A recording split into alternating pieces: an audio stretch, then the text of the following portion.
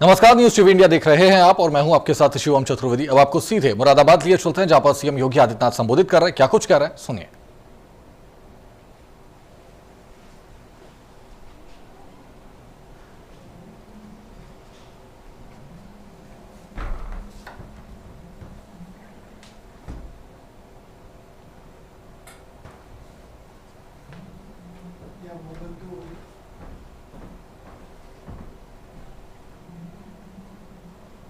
Sir, मुझे ये बताइए सर कि ये हेडलाइन वेडलाइन दोबारा से लेना है।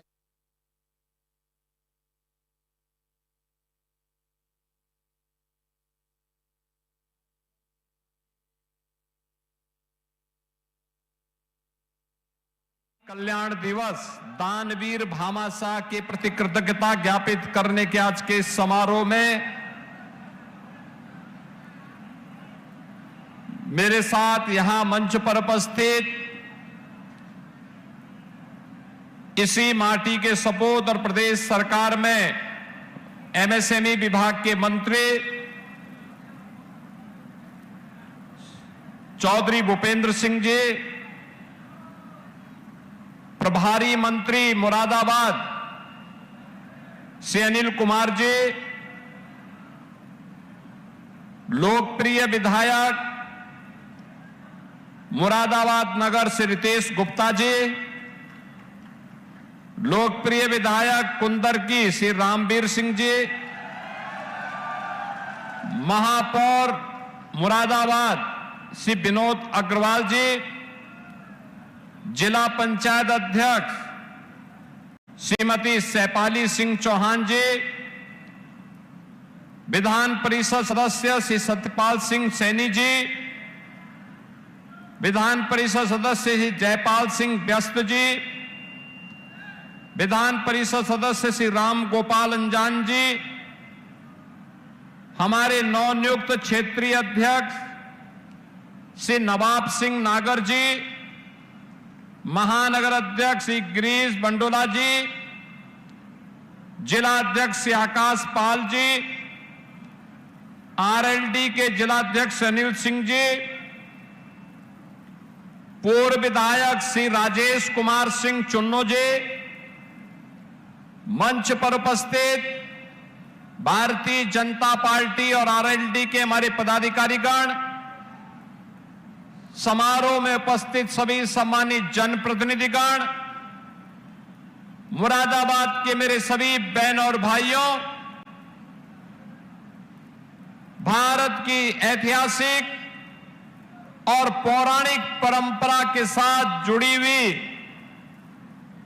आधुनिक पीतल नगरी के रूप में विख्यात और गुरु जंबेश्वर की पावन साधना स्थली के रूप में भारत की आजादी के क्रांतिकारियों को दिशा देने वाली दुर्गा भाभी की इस पावन धरा को कोटि कोटि नमन करते हुए आप सभी को दानवीर भामाशाह जी की इस पावन जयंती की मैं हृदय से बधाई देता हूं और इस अवसर पर व्यापारी कल्याण दिवस की भी मंगलमय शुभकामनाएं पूरे प्रदेश भर के अपने व्यापारी बंधुओं को अर्पित करता हूं। बहनों और भाइयों, आज मुझे जनपद मुरादाबाद में आने का अवसर प्राप्त हुआ। कार्यक्रम तो पहले संक्षेप में था कि मुरादाबाद मंडल में हमारे जो जनप्रतिनिधि मेहनत करते हैं, इनके लिए कुछ और स्कीम हम लेकर के जाएं। लेकिन मुझे इस कार्यक्रम को संपन्न करने के बाद आप सबसे संवाद बनाने का भी अवसर प्राप्त हो रहा है और इसी बहाने सैकड़ों करोड़ रुपए की जो परियोजनाएं थी उनका लोकार्पण और शिलान्यास का भी सौभाग्य प्राप्त हो रहा है। मैं इस अवसर पर ज्येष्ठ पूर्णिमा के इस पावन पर्व पर आप सबको इन परियोजनाओं के भी लोकार्पण और शिलान्यास के अवसर पर हृदय से बधाई देता हूं। बहनों और भाइयों,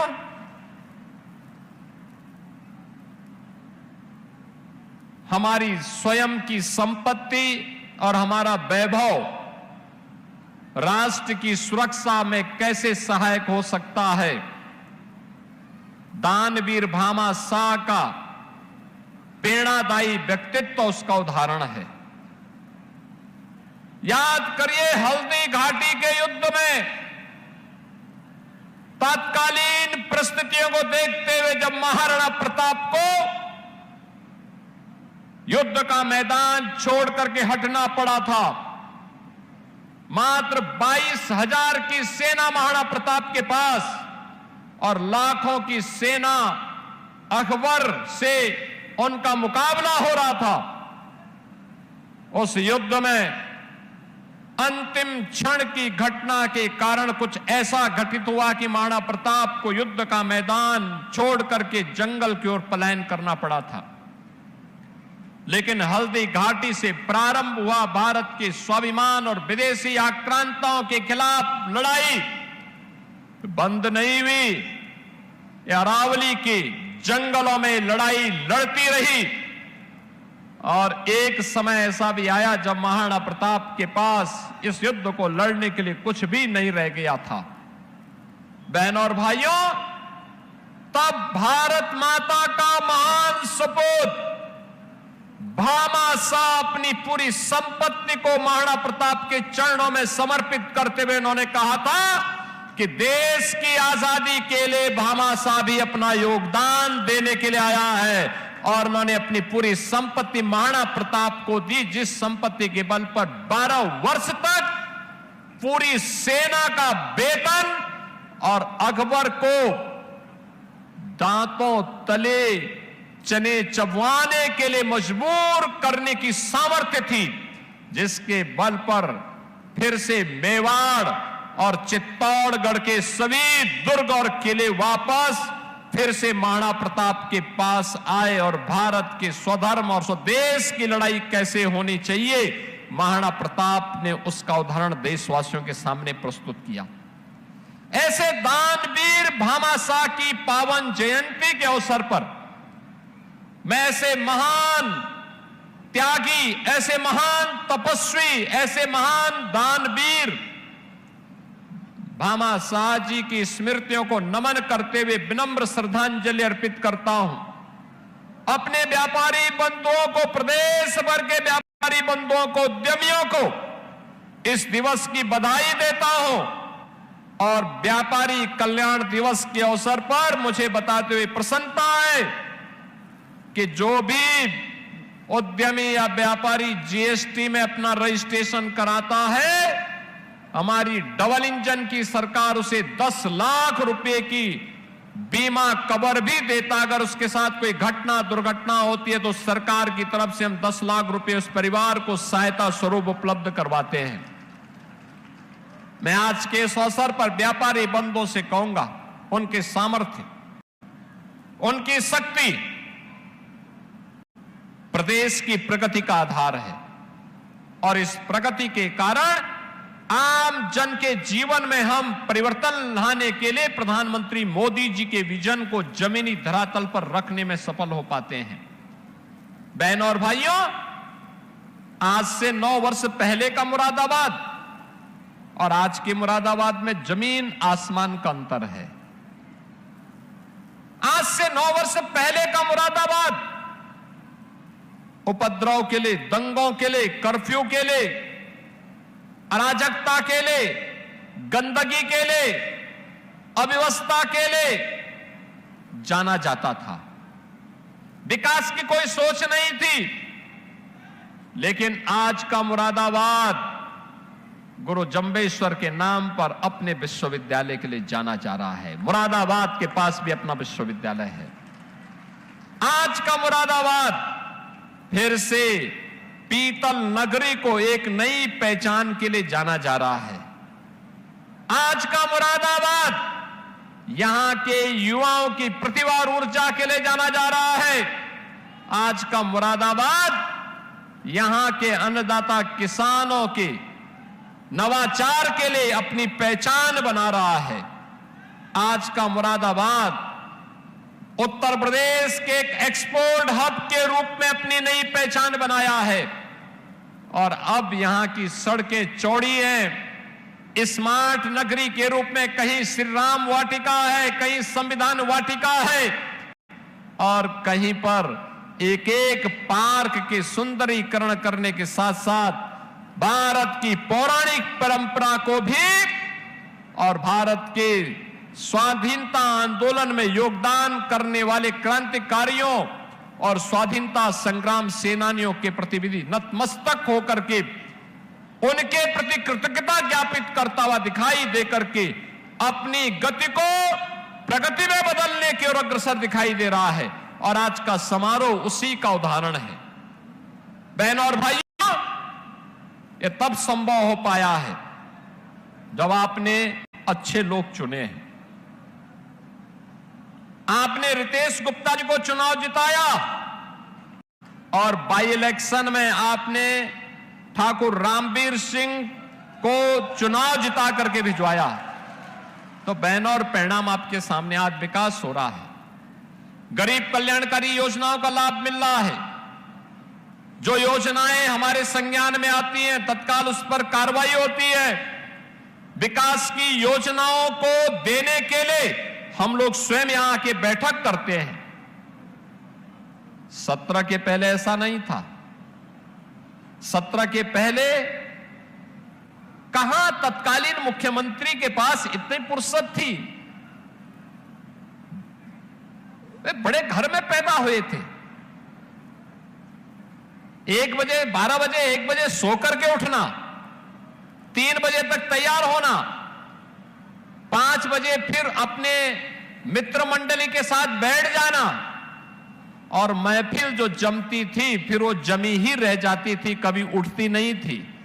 तो जनता जनार्दन का हालचाल लेना और विकास की योजनाओं की फुर्सती कहां से थी। बहनों और भाइयों, उसी में जो भूले भटके मिल गए तो जनता की गाड़ी कमाई का पैसा कहां जाता था। ये फिजूल खर्ची में। इस पैसे में कैसे डकैती पड़ती थी ये किसी से छुपा हुआ नहीं है।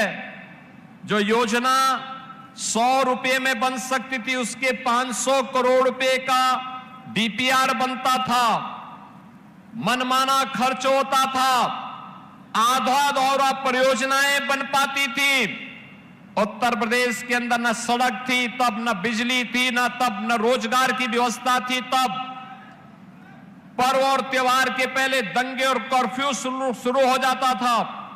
नौजवान के लिए नौकरी नहीं, अन्नदाता किसान के लिए कोई प्लेटफॉर्म नहीं, उद्यमी और व्यापारी की सुरक्षा नहीं, और एक कहावत ही चल पड़ी थी कि देख सपाई और बिटिया घबराई।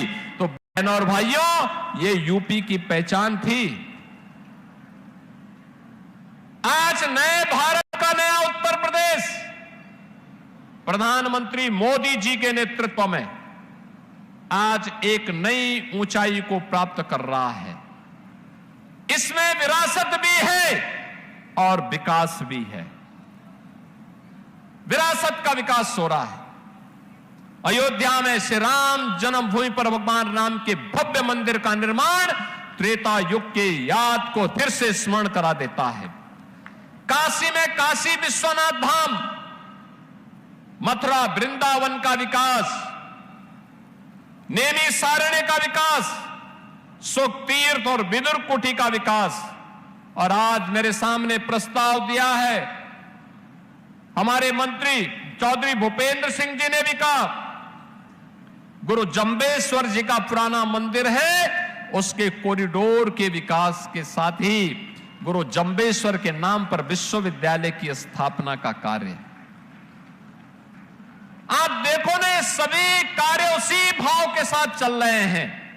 और जो प्रेरणा प्रधानमंत्री मोदी जी ने दी, आज यहां नगर निगम ने उसको अक्षरशः उतारा है श्री राम वाटिका के नाम पर, भगवान राम की भव्य प्रतिमा के साथ। संविधान वाटिका बाबा साहब डॉक्टर भीमराव अंबेडकर की, उनके व्यक्तित्व और कृतित्व के अनुरूप संविधान सभा के उन सभी महानुभावों को, विभूतियों को वहां पर रख करके वर्तमान पीढ़ी को कुछ जानने सीखने का अवसर देना। हनुमान वाटिका में जाइए, हनुमान चालीसा में मग्न हो जाएंगे। यही तो है विरासत के प्रति सम्मान। और जो पीढ़ी अपना विरासत का सम्मान करती है वही प्रगति करती है, वही प्रगति करती है। जो अपमानित करती है अपनी विरासत को, वह दुर्गति को प्राप्त की करती है। और 17 के पहले वही दुर्गति थी। उत्तर प्रदेश बीमारू था, नौजवान के सामने पहचान का संकट था, बेटी और व्यापारी असुरक्षित थे, किसान आत्महत्या करने के लिए मजबूर थे, विकास के नाम पर लूट थी या कार्य ठप पड़े हुए थे, शासन की कोई विजन नहीं था। बहनों और भाइयों, पिछले 9 वर्ष में हम लोगों ने 9 लाख से अधिक नौजवानों को सरकारी नौकरी दी है। उत्तर प्रदेश के अंदर सूक्ष्म लघु मध्यम उद्यम विभाग को एक जीवन दिया है। 96 लाख